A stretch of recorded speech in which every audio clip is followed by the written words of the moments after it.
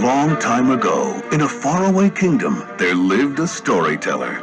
He used his experience as a teller of fairy tales, combined with his love of new technology, to tell a classic story of the triumph of good over evil, with memorable characters, told with stunning art and animation. A classic film that has been beloved by generations. Join the celebration as we explore the magic behind-the-scenes story of Walt Disney's dazzling masterpiece, Sleeping Beauty. It's always a challenge bringing a great story classic to the screen, giving visual form to characters and places that have only existed in the imagination. But it's the kind of challenge we enjoy. Well, Walt had built his feature film output on the cornerstone of Snow White and the Seven Dwarfs. That was the first feature the studio attempted. It was, wildly successful beyond anyone's expectations. But it became sort of the comparison point for everything that followed. Disney began the ambitious plans for his third feature-length animated fairy tale in the early 1950s. Walt assigned a small team to begin adapting the classic fairy tale to the style of a Disney feature. Yeah, I think it was at least as early as 52. We thought it was real great. It's little gnomes type fairies. It was a whole different type of picture. This early work resulted in a completed storyboard presentation in June of 1952. Walt concluded, however, that this story approach was too similar to past Disney efforts. If the Disney staff returned to the fairy tale, they could not simply duplicate Snow White or Cinderella. Walt took this on, I think, as a special challenge. He wanted to make this film as special and as different as he could. He wanted to make a film that he felt would be the pinnacle of achievement in animation. This fresh approach to Sleeping Beauty would push the boundaries of animation with its distinctive and exquisite art. My gift shall be the gift of beauty. They wanted to look different from any other film they had made before, and in this they were aided immeasurably by a very gifted artist named Eyvind Earle, who came up with a very stylized and modern look for the film. I came to work for Disney's in 1951, more than 10 years after I first tried to get into the studio. Of course, it was the greatest job in the whole world for me. And I remember Walt saying, let's see what Eyvind can do. In searching for a style for a cartoon feature, many considerations are necessary.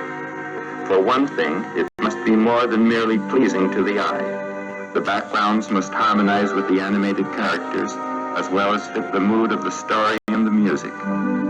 Sleeping Beauty is a fairy tale that is supposed to have taken place long, long ago. So we did a great amount of research into medieval painting and architecture before we arrived at the right styling for this picture. Eyvind Earle's unique and modern graphic style perfectly realized Walt's desire to create what he called a moving illustration. I've always been influenced by pre-Renaissance, medieval, Gothic, and here's a movie based on that period of time. If you look at the old Master Van Eyck, you can see details on bushes miles away, as if everything in the whole picture is absolutely clear. And Eyvind felt that way about this. It's a fairy tale. Let's make it like that. You'll notice that all the design in it is absolutely vertical or horizontal. Everything in it is based on these two juxtapositions, these two planes, including the characters. I first started with the old medieval artists and almost everything that was Gothic. The tapestries were perfect examples of how foregrounds ought to be. The Gothic came from the Persians, and all their little details of grasses and weeds and trees fit perfectly.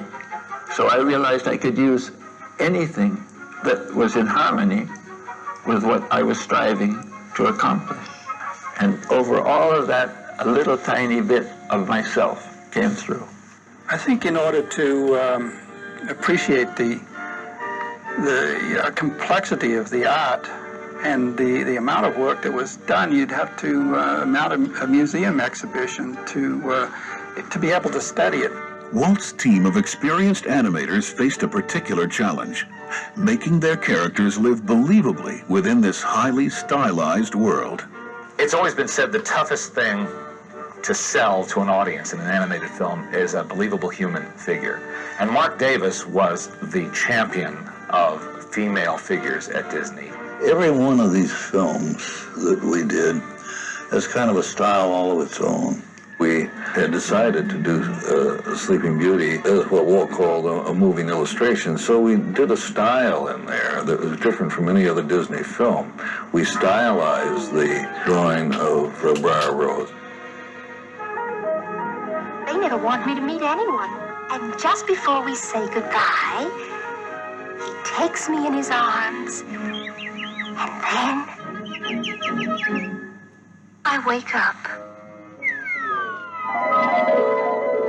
I had a young woman do some live action reference for me. Her name was Elaine Stanley. She did the dances and this sort of thing, which you could do on your own, but that's doing it the hard way. Why not have something you could refer to? The climactic battle between Prince Philip and the dragon was also intricately choreographed in live action for use as a reference by the animators. It is shown here for the first time in footage reconstructed from the only surviving still photos of the live action.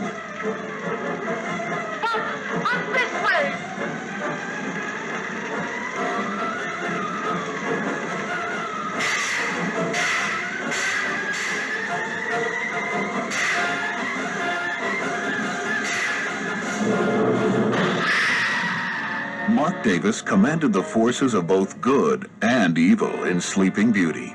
He also supervised the design and animation of the cruel and elegant Maleficent. I looked through books of the Middle Ages and so on.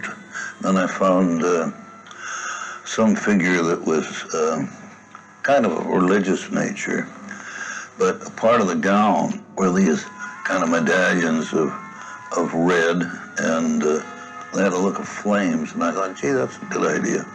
And then, since she was kind of evil, I decided, well, the horns of the devil, it wouldn't hurt, so I put the horns on. And then around her neck, kind of like bat wings. To give Maleficent a powerful voice to match her evil character, Walt Disney personally suggested actress Eleanor Audley, who had brought Cinderella's wicked stepmother, Lady Tremaine, to chilling vocal life. Well, Eleanor Audley was a fine actress. There's a lot of the facial look that I put into Maleficent that really is Eleanor Audley.